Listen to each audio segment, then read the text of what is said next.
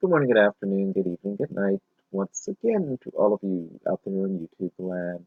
All right, so something that I see this trailer. It was just re-released. Originally, was released a year ago, and I've never seen it or heard about it. But I was just watching Collider Movie Talk, and they mentioned, or talking about some trailers, the Orange Years Nickelodeon story.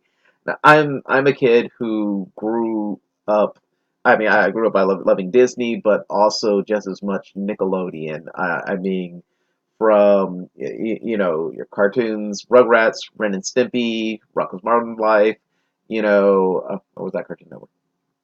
No, Nickelodeon. What am I thinking? Yeah, so I mean, um, but even further back than that, I mean, as a young kid, Double Dare, which I remember had like the home version of Double Dare game. You can't do that on television, of course.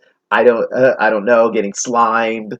Um, so many things. As a young kid, and even as a teenager, then they had, of course, all that.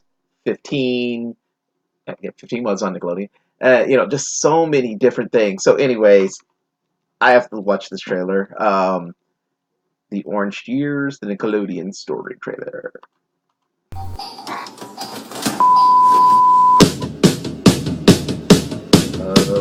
Nickelodeon, if you want to know about it, it's a kid-owned environment. It didn't feel like the version of what an adult was telling a kid to watch. It felt like really what kids were into. Nickelodeon was actually born in Columbus, Ohio. It's called Cube. They had these buttons at home and you could interact. Jerry Laybourne came in. She was the one to sort of ask that question, what would it mean to be a network for kids? Kids can smell from 1,000 miles away when they're being sold a bunch of crap. If it was a tiny bit naughty, kids would really appreciate that and feel that it was real and it was really for them. You can't do that on TV. No one really knew if it was going to end up being successful. So she gets on the train to go back to New York going, okay, I'll probably be fired in a week. And then it became what it became. We were the anti-Disney. We were the anti-Saturday morning. We wanted less acting. We wanted more normal kids. How come everybody draws babies as these beautiful ones? When they first come out, heads are kind of weird looking, it's kind of funny looking. And that's why the Rugrats were drawn like they were. The inmates were very much running the asylum back then. It was way easier to slip stuff in. They trusted us. I mean, the stuff we got away with was insane. There's something about just making a show that is just about laughing, it's about having fun, and it's about just being silly. We couldn't afford cable, so I was literally working on the Nickelodeon show and not being able to watch it. When we all got together, we knew there was something magical. To have that diversity in a show. It gave a lot of hope to a lot of kids coming from different walks of life saying like, well, I can do this too. The energy was such that we thought we were going to change the world. We could fail and do a crummy show, but we couldn't not take a risk. So there's all those crazy things that happen that, nobody knows about. Oh, I want this now.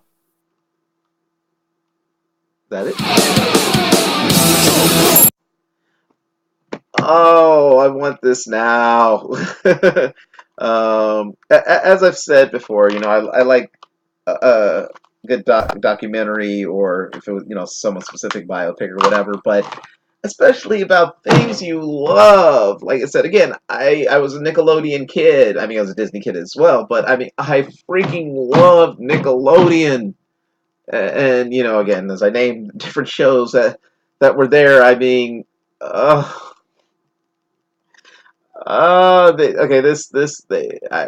don't know if as I saw online, and I heard it said as I was watching Collider, like I said, I guess this has been around for like a year. I mean, they've been trying to get money for it and stuff. Like, I wish I had seen this a while ago. I mean, again, I don't have much to contribute, but still, I'm going to contribute my dollar, a couple of dollars, or whatever, because I want to see this. So many. It's like, when you see some type of story on Disney, again, one of the big comparisons, just all the memories and things, and Nickelodeon is like that too.